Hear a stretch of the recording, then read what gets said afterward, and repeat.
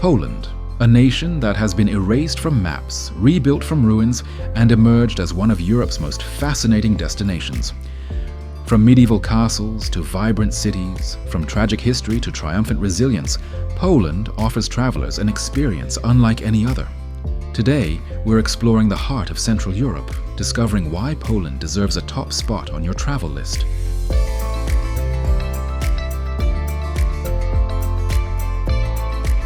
Let's begin in Krakow, Poland's former capital and arguably its most beautiful city. For over 500 years, Krakow served as the seat of Polish royalty, and unlike most Polish cities, it survived World War II virtually untouched. This means you're walking through authentic medieval streets, not reconstructions. The heart of Krakow is the main market square, the largest medieval town square in Europe. Measuring 40,000 square meters, this vast plaza has been the commercial and social center of Krakow since the 13th century. The square is dominated by the Cloth Hall, a Renaissance masterpiece where merchants have sold goods for over 700 years. Today, you'll find amber jewelry, wooden crafts, and traditional Polish souvenirs beneath its arched corridors. Every hour, a trumpeter plays a traditional melody from St. Mary's Basilica Tower, a tradition dating back to medieval times.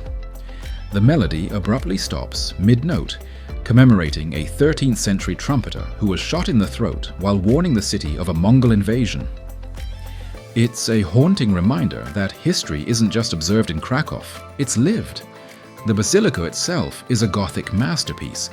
Inside, you'll find the stunning wooden altarpiece carved by Veit Stoss, considered one of the finest examples of medieval art in Europe. The altarpiece took 12 years to complete and stands over 13 meters high.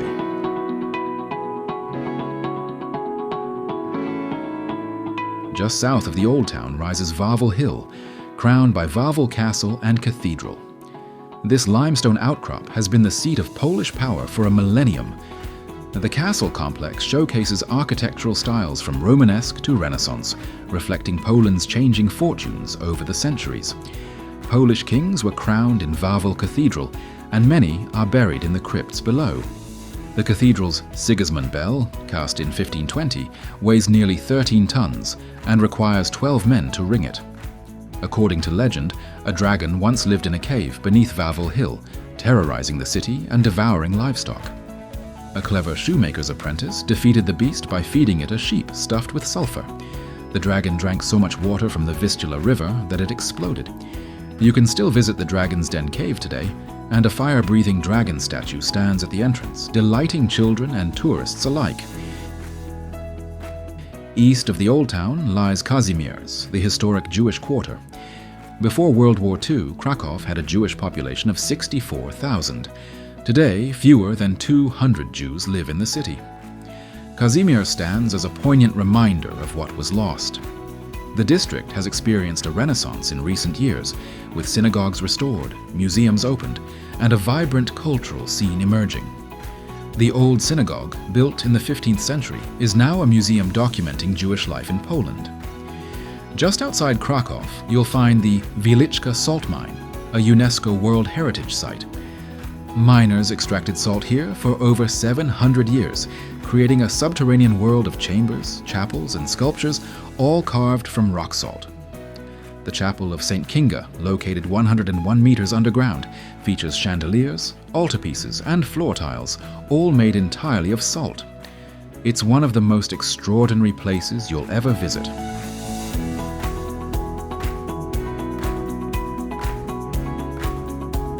Now let's travel north to Warsaw, Poland's capital and largest city.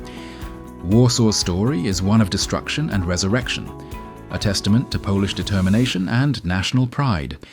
In 1944, the Warsaw Uprising began. Polish resistance fighters attempted to liberate the city from Nazi occupation before Soviet forces arrived. The uprising lasted 63 days. It failed. In retaliation, Adolf Hitler ordered Warsaw razed to the ground. By January 1945, 85% of the city lay in ruins. The old town was completely destroyed, reduced to rubble and ash. What happened next is almost unbelievable. After the war, Warsaw's citizens decided to rebuild their city exactly as it had been. Using paintings, photographs, and architectural drawings, including detailed 18th century paintings by Italian artist Bernardo Bellotto, they reconstructed the old town brick by brick. This wasn't restoration, it was recreation. Today, Warsaw's Old Town is a UNESCO World Heritage Site, recognized not for its age, but for the extraordinary effort to preserve national identity through reconstruction. Walking through the Old Town today, you'd never know it's less than 80 years old. Colorful townhouses line cobblestone streets. The Royal Castle stands proudly in Castle Square. Street musicians play beneath medieval archways. It looks and feels ancient, which is precisely the point. The Palace of Culture and Science towers over central Warsaw, a 237-meter socialist realist skyscraper that dominates the skyline. It was a gift from Joseph Stalin to the Polish people, built by Soviet workers between 1952 and 1955. Poles have a complicated relationship with the building. Some see it as a symbol of Soviet oppression, others as an integral part of Warsaw's identity. Today, it houses theaters, museums, offices, and observation decks offering panoramic city views. The Warsaw Uprising Museum commemorates the 1944 rebellion. Through photographs, films, artifacts, and interactive exhibits, the museum recreates the experience of those 63 days. You'll walk through reconstructed sewers used by insurgents, see letters written by fighters, and hear testimonies from survivors. It's emotionally powerful and historically vital. Lazienki Park offers a peaceful escape from urban Warsaw. This 76-hectare park features palaces, monuments, gardens, and a lake. The Palace on the Isle, built for King Stanislav August Poniatowski in the 18th century, sits on an island in the park's central lake. During summer, free Chopin concerts are held at the Chopin Monument, attracting thousands of visitors who sit on the grass and enjoy classical music in a beautiful setting. Our journey continues north to Gdansk, a port city on the Baltic coast with a history as dramatic as any in Europe. Gdansk has been Polish, Prussian, German, and free city. It's been fought over, destroyed, and rebuilt. And it's where World War II began. On September 1st, 1939, at 4:45 a.m., the German battleship Schleswig-Holstein opened fire on the Polish garrison at Westerplatte, a peninsula near Gdansk. The attack on Westerplatte is considered the first battle of World War II. The Polish defenders, vastly outnumbered and outgunned, held out for 7 days before surrendering. Today, Westerplatte is a memorial site with a towering monument honoring those who fought. But Gdansk's significance doesn't end with World War II. In 1980, shipyard worker Lech Wałęsa led strikes at the Gdansk shipyard, demanding workers' rights and political reform. These strikes led to the formation of Solidarity, the first independent trade union in the Soviet bloc.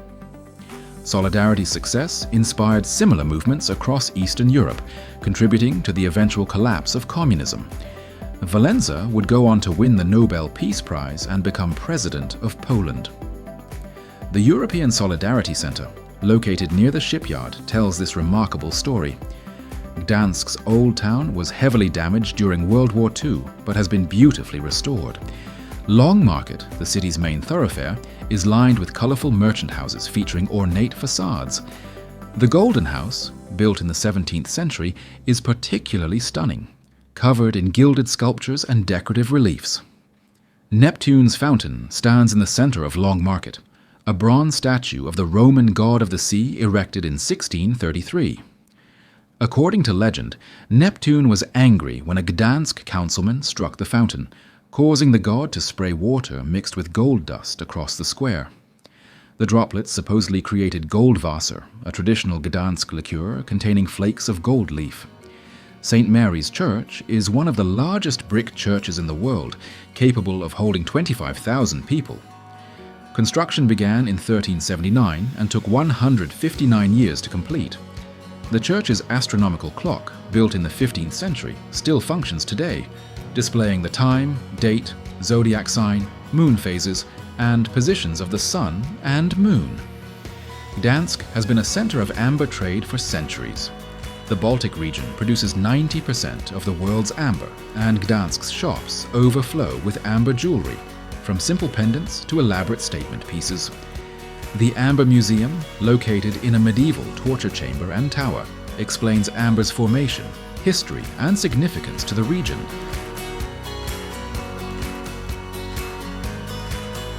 Poland's landscape is dotted with castles, fortresses, and palaces, each telling stories of knights, kings, and conflicts that shaped the nation. Malbork Castle is the crown jewel of Polish castles and one of the most impressive medieval fortresses in Europe. Built by the Teutonic Knights in the 13th century, Malbork served as the order's headquarters and is the largest brick castle in the world.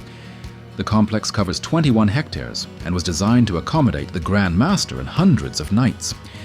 The Teutonic Knights were a German Catholic military order that controlled large territories in Central and Eastern Europe during the Middle Ages. They built numerous castles throughout Poland, but none matched Malbork's scale and grandeur.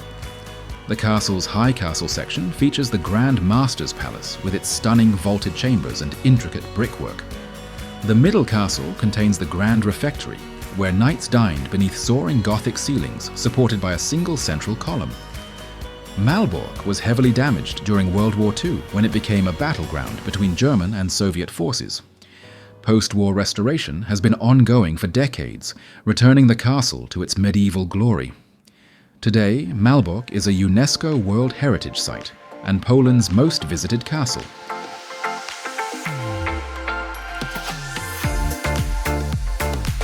Gdańsk Castle, located in Lower Silesia, is Poland's third largest castle and one of its most mysterious.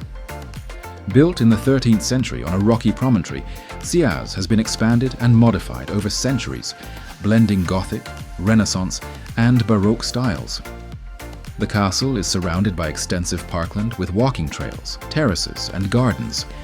During World War II, the Nazis seized Gdańsk and began a secret construction project codenamed Reese, or Giant. They excavated tunnels beneath the castle and surrounding mountains, possibly intending to create an underground headquarters for Adolf Hitler. The project was never completed, and its true purpose remains unclear. Today, visitors can explore some of these tunnels, adding an eerie dimension to the castle experience. WWII Castle in Krakow has already been mentioned, but its significance deserves emphasis. As the residence of Polish monarchs for 5 centuries, Wawel represents the heart of Polish statehood and identity. The castle's state rooms feature Renaissance architecture and house an impressive collection of 16th century Flemish tapestries commissioned by King Sigismund II Augustus. The royal private apartments showcase how Polish royalty lived during the castle's golden age. Niedzika Castle, perched on a cliff overlooking Chopin Lake in southern Poland, offers dramatic views of the Pierogi Mountains. Built in the 14th century, the castle guarded the Kingdom of Hungary's northern borders. Legends speak of Inca treasure hidden within the castle walls, brought to Europe by a Hungarian count who fought alongside the Spanish in South America. While the treasure has never been found, the legend adds romantic intrigue to this already picturesque fortress.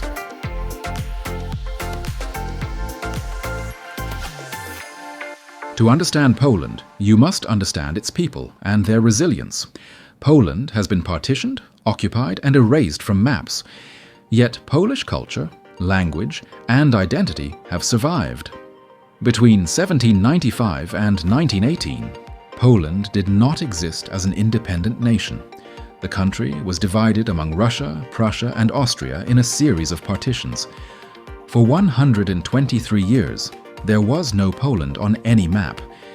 Yet Poles maintained their national identity through language, literature, and Catholic faith. When Poland regained independence after World War I, it was a triumph of cultural persistence over political erasure. Polish cuisine reflects the country's agricultural heritage and Slavic roots.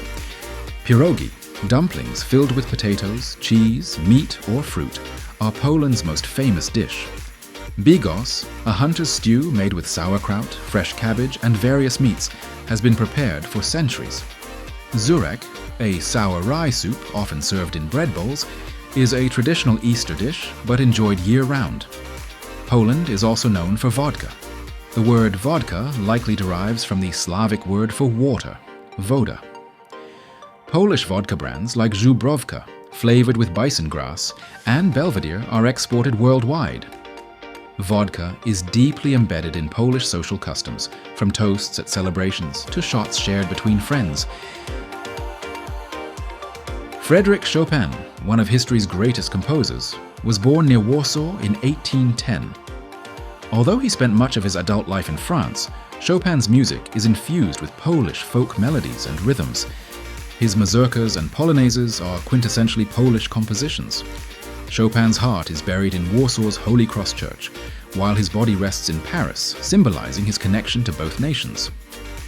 Poland is predominantly Catholic, and faith plays a significant role in national identity.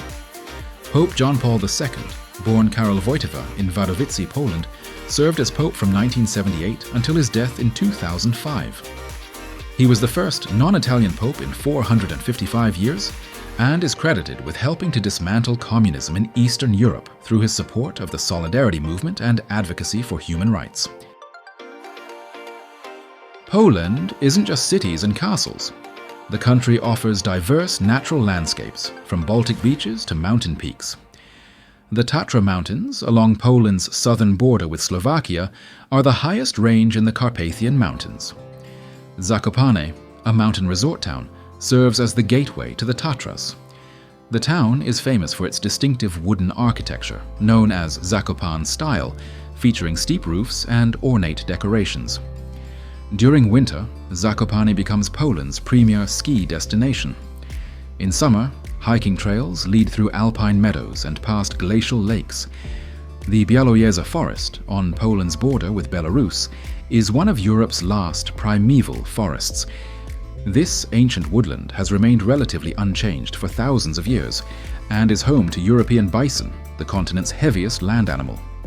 European bison were hunted to extinction in the wild, but have been successfully reintroduced to Białowieża. Walking through the forest feels like stepping back in time to when vast woodlands covered Europe. Poland's Baltic coast stretches for over 500 kilometers, featuring sandy beaches, dunes, and seaside resorts. Sopot, near Gdansk, is Poland's most fashionable beach town, known for its wooden pier, the longest in Europe at 511 meters. During summer, Poles flock to the coast to enjoy the sea, despite the Baltic's cool waters. The Masurian Lake District in northeastern Poland contains over 2,000 lakes connected by rivers and canals. This region is a paradise for sailing, kayaking, and fishing. The lakes are surrounded by forests and dotted with small towns and villages. It's a peaceful, unspoiled area perfect for nature lovers.